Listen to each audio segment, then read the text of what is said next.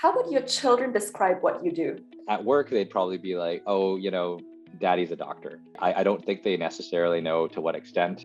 My team and I have really, shaped some of the course of the pandemic in the province. And I'm hoping to shield them from that as much as possible, because there have also been less than salubrious comments.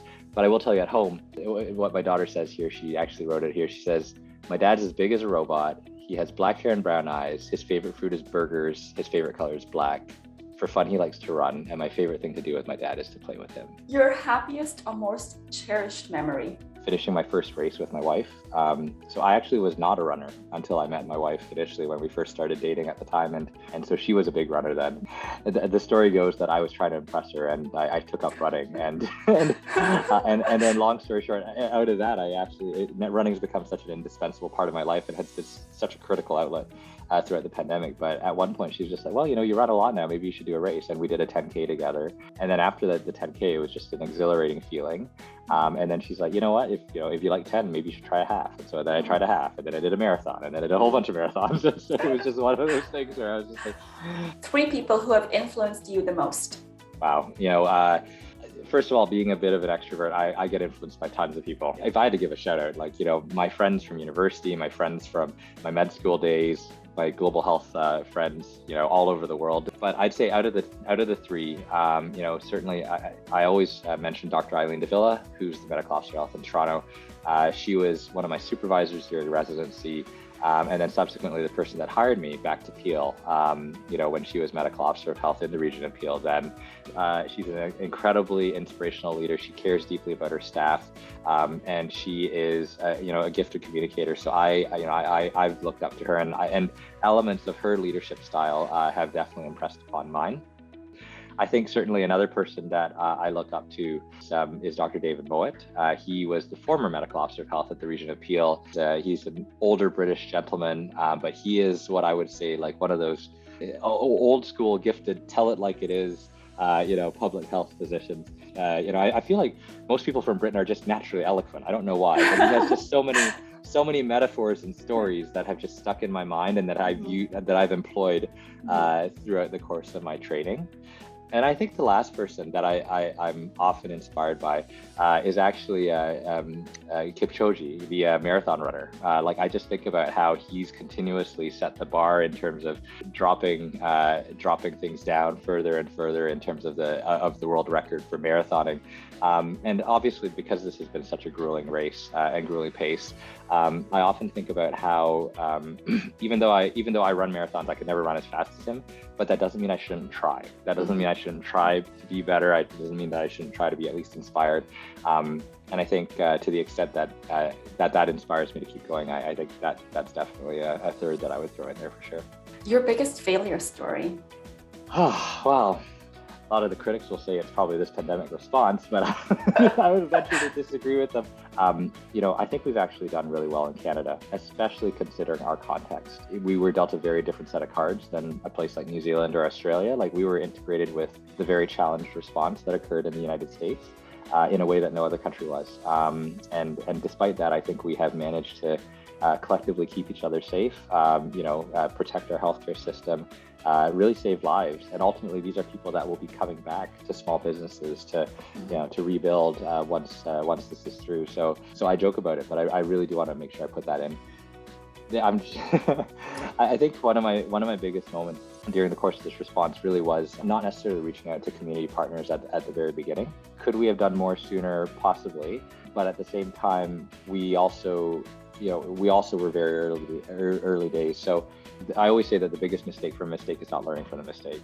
And so I think, like I said, community engagement has always been critical. I think it just, in terms of its priority in my mind, especially for future emergency responses or just my future work going forward, it's something that I will hopefully have the opportunity to engage in, and hopefully not on Zoom. What drains you?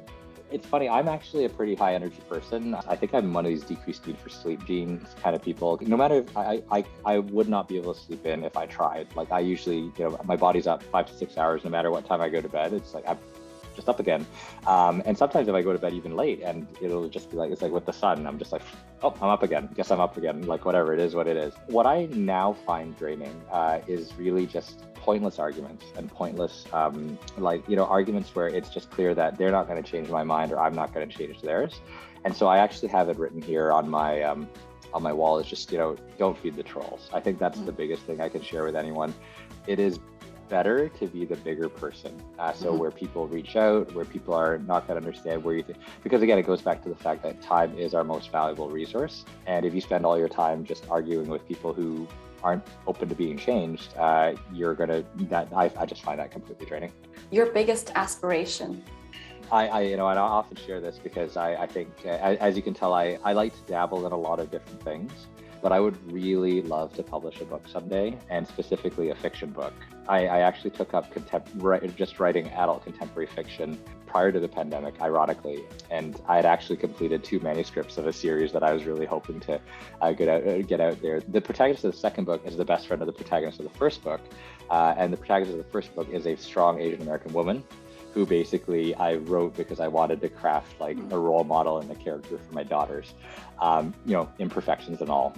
So I think that would be one of my biggest aspirations is on the artistic side of my life, with the writing, with the music, like, is there some sort of accomplishment or some sort of achievement that I can finally find the time for, hopefully once the pandemic is through. If you were to write a book about your life, what would the title be? I have also really contemplated, how do I actually put my whole experience of the pandemic into words?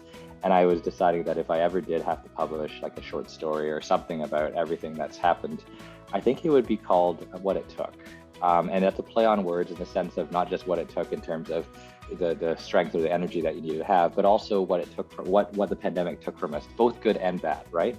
I think the pandemic has taken a lot from us. I think about the things it took from me in terms of socializing, eating hot bowls of ramen or pho, because that was something that I used to eat ramen or pho like once a week, and it's just not the same in takeout, unfortunately. But so it took time for our family. It really took my music as well. I realized that very, very quickly on, because I used to listen to a lot of music, whether I was on my bus to work or in my car, and that all got replaced by meetings. So it was like all this talking replaced all the music I used to listen to. So those are the negative things, obviously. Travel, everyone talks about how travel got taken. But it also took away a lot of, there's some stuff that it took away. Like it took away, pointless meetings, and it took away pointless travel. And so I think if I ever had to write a book, it'd be, or something along the lines of my experience in the pandemic, it would be called What It Took, and basically just talk about the good and the bad that was taken by the pandemic. The biggest risk you've ever taken? I think the biggest risk I've ever taken was in 2014. And this is actually part of how I ended up at Peel. We just had a newborn, and basically Dr. David Mowat, who was Peel's medical officer of health at the time, but he was seconded to the provincial Ministry of Health, posted for a contract position here in Ontario with the chief medical officer of health. And both my wife and I, our families are on this side of the country. So being in Vancouver at the time with a newborn, we're just kind of like, well, do I leave a full-time permanently designated position in beautiful British Columbia to go back to a contract role in Toronto? Or do we stick it out here in BC? And we ultimately decided that, even though, and we'd only been out in BC for a year and a half, we were originally planning to move out for at least 3 to 5.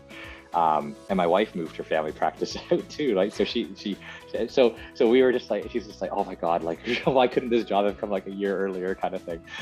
And so we took a risk and we came back. And yeah, sure enough, when we got to the end, when we started getting close to the end of that contract, Dr. David Mowat got replaced by Dr. David Williams.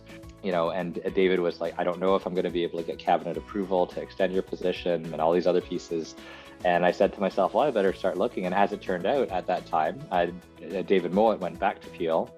He retired. Eileen became the medical officer of health, and this position opened up in Peel. So it all worked out in the end, but I can tell you, moving back out of a full-time permanent position to a contract one in Toronto with the newborn and not knowing for sure that I'd be extended, and then ending up now where I am, I think you have to take the risks. I think the advice I always give people though is nothing's irreversible, except for death. It may be difficult to reverse, but if I can reverse a move across the country like 17 months later, I think taking risks can actually lead you in directions that you maybe otherwise wouldn't have imagined. Can you sing a few lines of your favorite song?